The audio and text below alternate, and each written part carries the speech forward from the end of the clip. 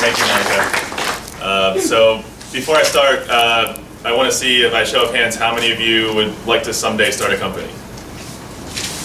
So a few. How many aren't too sure yet?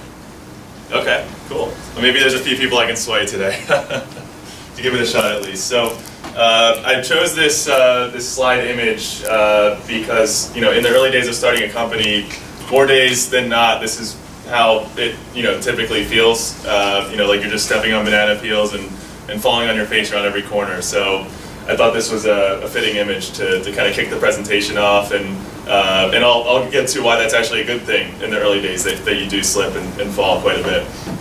So I think Monica kind of already introduced myself, so I'll skip over the titles. I live in Conshohocken. I have an amazing wife. I'm really passionate about the technology ecosystem here in the Philadelphia region, and helping establish more resources for startups and entrepreneurs. My life goal is to set foot on every country in the world. I've done 17 so far, so I have quite a bit of work to do before I meet my life goal. So we'll get into my company. So I have 25 employees. We've served hundreds of clients, ranging from funded startups to Fortune 100s, Fortune 500s. We help our clients develop digital strategies that streamline their business workflows and empower their customers to engage with the company. So that's a short explanation. We're based in Radnor. We're in the Radnor Financial Center building. And we have a combination of local people here in the Philadelphia region, and then a distributed workforce as well.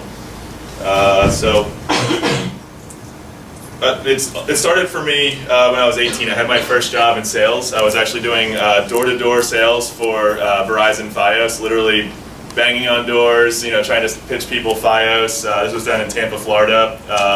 It was a great experience for me. I learned a ton about perseverance and what it takes to just do the grind, stick with it, and just push through and not give up until you have been successful. And it was it wasn't necessarily a lucrative job for me when I was 18, but it was definitely very lucrative in what I learned and the skills that I was able to bring from that, and later apply to to future future situations.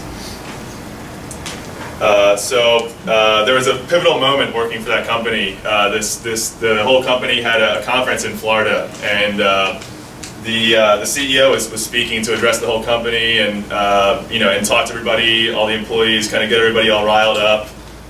It was a very interesting conference, to say the least. I'll get to that in a second. If anybody wants to shoot any questions out at any point during my presentation, by the way, feel free to just throw up your hand and be happy to answer. So, long story short, the CEO turned out to be completely crazy. He was literally hurling motivational books across the room, like smashing glasses on people's tables. Like, there's literally shattered glass on the floor. There's drinks being spilled everywhere.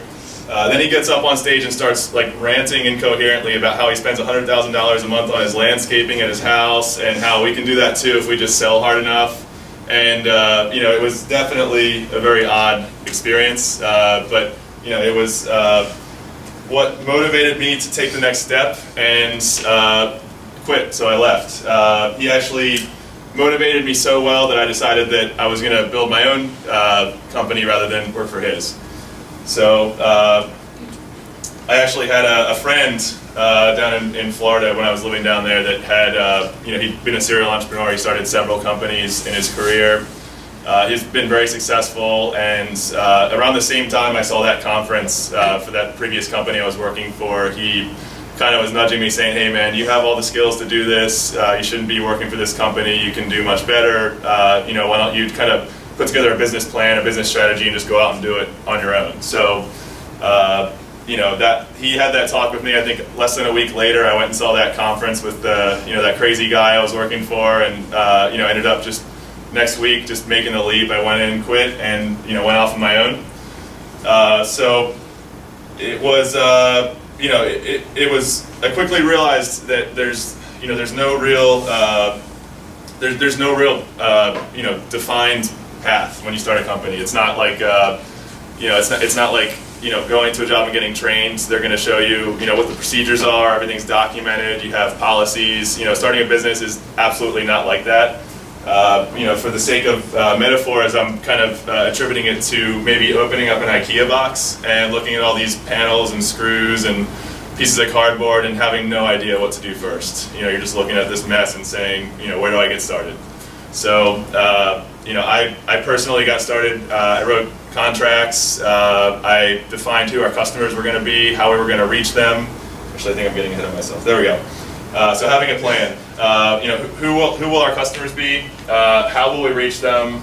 How do we serve them? So what are we actually doing for them when we do reach them? What are the biggest risks? A lot of people overlook that. They think that as long as they have a plan, they're just going to be able to flawlessly execute the plan.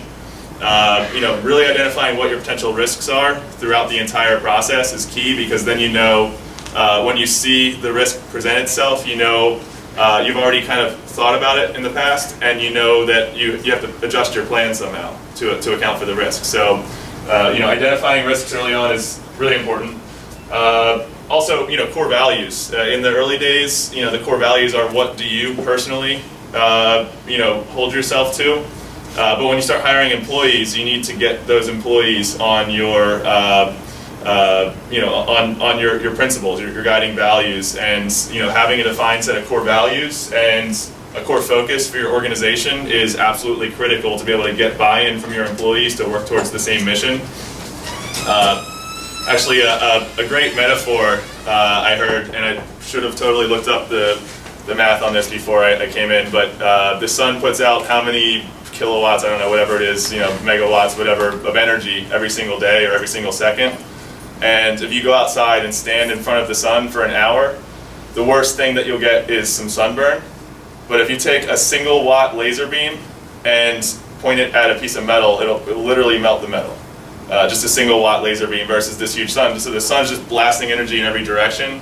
Laser beam has focused energy, so if you can figure out how to hone your workforce and focus their energy on one single goal and one single mission, that's how you'll be the most effective.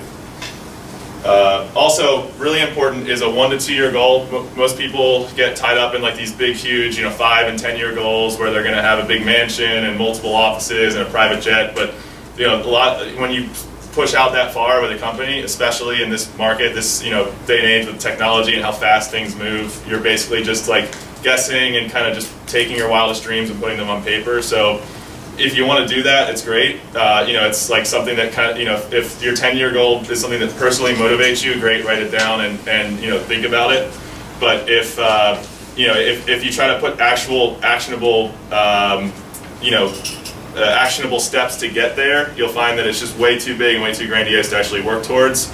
And your 1 to 2 year goal is actually what's going to be more realistic and more bite-sized to be able to put some steps to it and work towards it. And then every year, just redefine your 2 year goal. So every year, just set a new 2 year goal. So you're always 1 year out or 2 years out on your goals.